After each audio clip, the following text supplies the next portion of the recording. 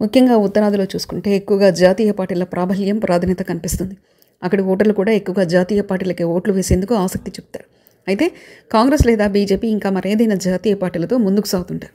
అయితే దక్షిణాదిలో మాత్రం కొంత ఎక్కువగా ప్రాంతీయ పార్టీలకే ప్రాధాన్యత కనిపిస్తుంది.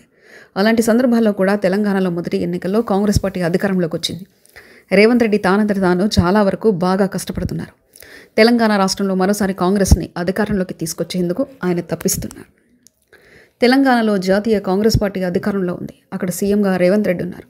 అయితే ఆయన శక్తి కూడా అంతా ప్రస్తుతం జూబ్లీహిల్స్ ఉప ఎన్నికల కోసం ఉపయోగిస్తున్నారని అనిపిస్తుంది. కొన్ని సందర్భాల్లో అది బాహాటంగానే కనిపిస్తుంది. ఈ ఉప ఎన్నిక బీఆర్ఎస్ బీజేపీకి ఎంత మేరకు అవకాశం అనేది తెలియదు. కానీ ఇది మాత్రం కాంగ్రెస్ పార్టీకి అత్యంత అవసరమే అని చెప్పాలి. అందుకే ఎన్నిక కోసం సీఎం రేవంత్ రెడ్డి చాలా కష్టపడుతున్నారు.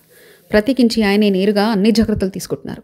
జూబ్లీహిల్స్ నియోజకవర్గం ఉప ఎన్నిక ప్రధానంగా ముఖ్యమంత్రి రేవంత్ రెడ్డికి సవాలని చెప్పాలి. ఈ ఉప ఎన్నిక ఫలితంతో అన్ని అనుమానాలకు చెక్ పెట్టవచ్చనేది ఆయన ఆలోచన.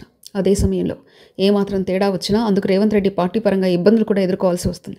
అందుకే ముఖ్యమంత్రి హోదాలో కూడా రేవంత్ రెడ్డి బస్తీ పర్యటన చేస్తూ, కార్నర్ మీటింగ్లలో పాల్గొంటూ, రోడ్ షోలు చేస్తూ ప్రజలను ఆకట్టుకునే ప్రయత్నం చేస్తున్నారు. ఒక రకంగా చెప్పాలంటే ముఖ్యమంత్రి రేవంత్ రెడ్డి సర్వశక్తులు జూబ్లీహిల్స్ నియోజకవర్గ ఉప ఎన్నిక కోసం వినియోగిస్తున్నారు. అందుకే తనతో పాటు మంత్రివర్గాన్ని మొత్తం ప్రచారంలోకి దింపారు. బీఆర్ఎస్ సిట్టింగ్ సీట్ కావడంతో పాటు సెంటిమెంట్ ఏదైనా పనిచేసే అవకాశం ఉందని భావించిన రేవంత్ రెడ్డి అందుకు అనుగుణంగా చర్యలు తీసుకున్నట్లే కనబడుతుంది. నిజంగా జూబ్లీహిల్స్ నియోజకవర్గ ఉప ఎన్నిక రేవంత్ పాలనకు పరీక్ష అని చెప్పాలి.